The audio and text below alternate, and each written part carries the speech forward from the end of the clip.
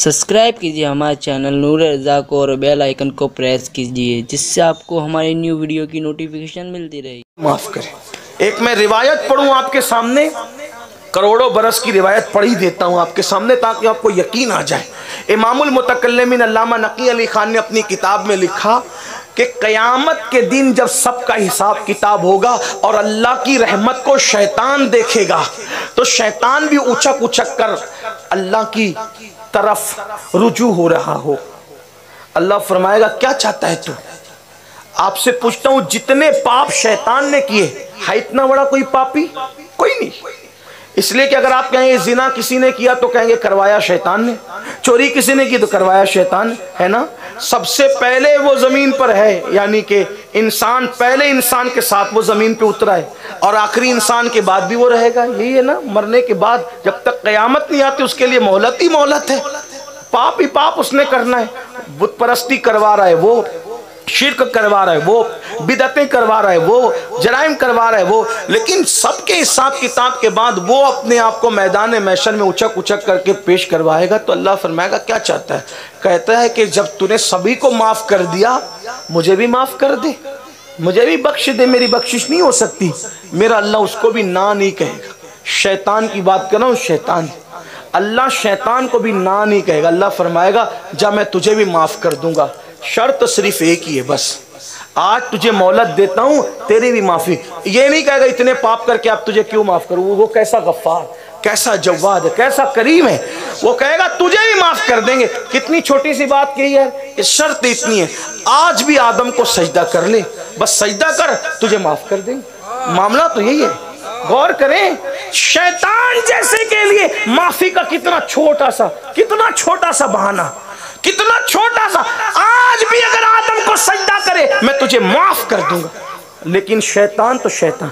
मेरे अल्लाह के दामने रहमत पे कोई गुबार भी नहीं आता और उसका अदल और इंतकाम का ज़ुहूर भी होता।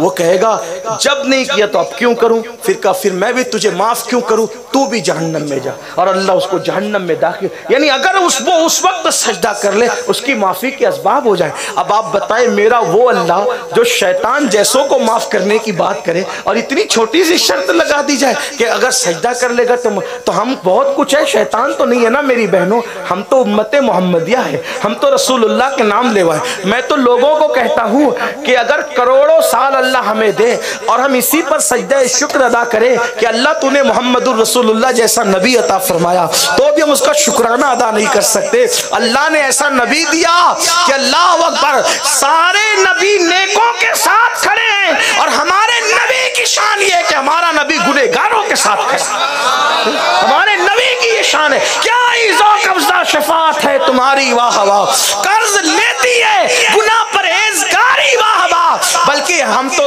ये कहते हैं सरे हश्र आसी मजे ले रहे हैं, सरे हश्र आसी मजे ले रहे हैं। शफात किसी की है, रहमत किसी की, शफात किसी की है, रहमत किसी की। क्या मजा आएगा मैदान महशर में अगर उनकी वफा पर हमारी मौत हो गई कि एक तरफ हुजूर की शफात का जलवा होगा, ऐसा शफी कोई नहीं, और दूसरी तरफ खुदा की रहमतों का ज़हूर होगा, ऐसा रहीम व करीम कोई नहीं। अंदाजा करें, सरे हश्र आसी मजे ले रहे हैं, शफात किसी की है, जन्नत किसी की, करे चारा साजी जियारत किसी की, भरे जख्म दिल के मलाहत किसी की।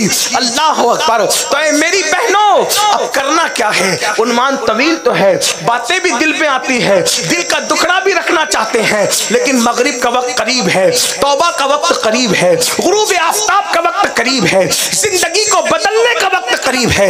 ऐ मेरी बहनों, आज से पहले जो कर लिया, माँ बाप का दिल दुखाया, माँ बाप की नाफरमानी की, शौहर का हक अदा नहीं किया, शौहर के साथ बेवफाई की, या माज़ अल्लाह, हालांकि इस मजमे में कोई ऐसी बहन नहीं होगी, लेकिन फिर भी इंटरनेट के जरिए से पूरी दुनिया में आवाज जाती है। इसलिए कहता हूँ अल्लाह न करे किसी बहन से जिना हो गया, किसी बहन से नाजायज ताल्लुकात हो गए, किसी बहन का ब्यूटी पार्लर जाना हो गया, किसी बहन का किसी के हाथ में हाथ रख करके मेहंदी लगाना हो गया। बल्कि एक बात और अर्ज कर दूं, आजकल तो औरतें मर्दों की तरह मोबाइल पर जुआ भी खेल रही है। ला इलाहा इल्लल्लाह, क्या दिन है, अल्लाह अकबर। जो औरतों के हाथ में कभी तस्बीह थी, आज वो औरतें मोबाइल में जुआ खेल रही है। पता है मेरी बहन, जुआ खेलने का बवाल क्या है? जुआ तो अपनी जगह जुआ ही जुआ है, लेकिन एक बात बताता हूँ, हजरत इमाम गजाली फरमाते हैं जिन्होंने दुनिया में जुआ खेला होगा, जुआ, कयामत के दिन वो इस हालत में उठेंगे कि उनके हाथ सूअर के खून में रंगे हुए होंगे।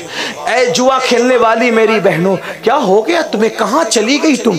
हम तो ये सुनकर दंग रहते हैं। लोग हमें बताते हैं औरतें जुआ खेल रही, हमें यकीन नहीं आता। अगर मौलवी मौलाना हजरात हमें ना बताएं, ये उलमाए किराम ना बताएं, तो हम तो रिजेक्ट कर दे कि यार तू झूठ बोला, जा यहाँ से। लेकिन हैरत की बात यह, औरतें जुआ, मुसलमानों की औरतें, मेरी बहनों, जो औरतें, तवज्जो तो करें, जो औरतें उम्रा के लिए, नफली उम्रा के लिए घर से नहीं निकलती। एक दौर वो था कि औरतें कहती थी हमें नफली उम्रा के लिए भी नहीं जा, नफली उम्रा से बेहतर हमें घर में ही रहना है।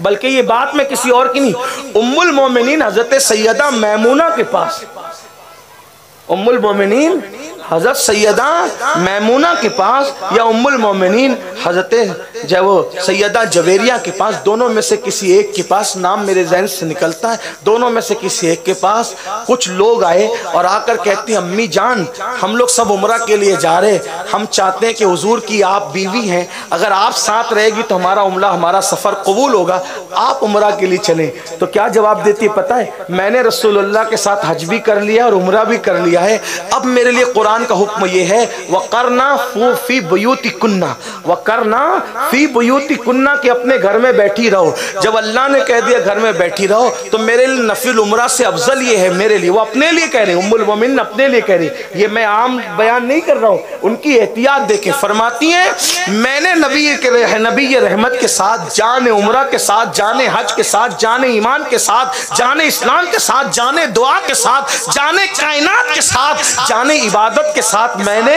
उम्रा और हज कर लिया है।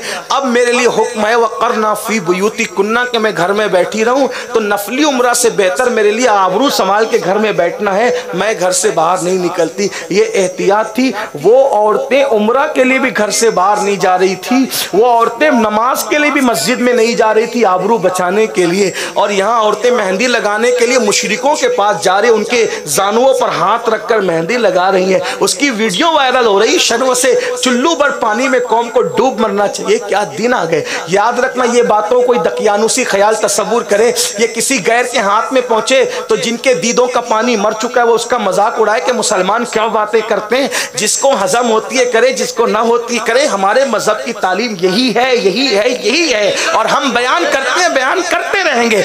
जिसको मजहब इस्लाम की तालीम पसंद नहीं आती, फिर वो अपने लिए कुछ सोचे, लेकिन मजहब की तालीम यही और यही रहेगी। अगर मुशरिकों के हाथों में हाथ दे करके चूड़ियां पहनोगी, अगर मुशरिकों के जानुओं पे हाथ रख करके मेहंदी लगाओगी, अगर मुशरिकों के ब्यूटी पार्लर में, नामहरमों के ब्यूटी पार्लर में जाकर श्रृंगार करोगी, तो याद रखो अल्लाह की अदालत दूर नहीं है और वो इतनी शान का मालिक है। अगर तुमने ये सोचा ना कि मैं तो अहले बैत की कनीज हूं और मैं तो रसूलुल्लाह की कनीज हूं और मैं तो गौसे पाक की मुरीदा हूं, ये जो सब ढोंग रचाने की बातें करती हो ना, मैं पूछता हूं गौस पाक की अम्मी जब अपना घर का आंगन उंगाल कर बाहर नहीं जाती, तो जब अम्मी इतनी मोहतात है तो कनीज को कितना मोहतात होना चाहिए।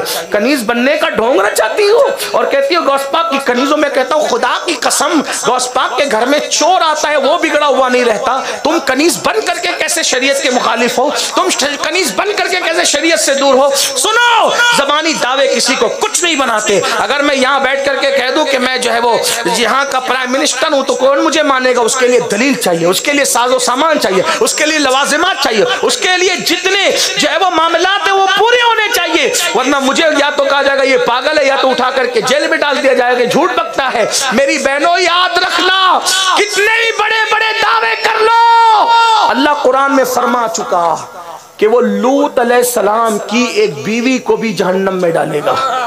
तवज्जो आपकी, अगर आप ये सोच रही है कि हुजूर की कनीज है, गौस पाक की कनीज है, सहाबा की कनीज है, कुरान में आ चुका, तफसीर कुरान में आ चुका कि नबी की एक बीवी हजरत लूत अलैहिस्सलाम की एक बीवी भी जहन्नम में जाए, हजरत नूह अलैहिस्सलाम की एक बीवी भी जहन्नम में जाएगी।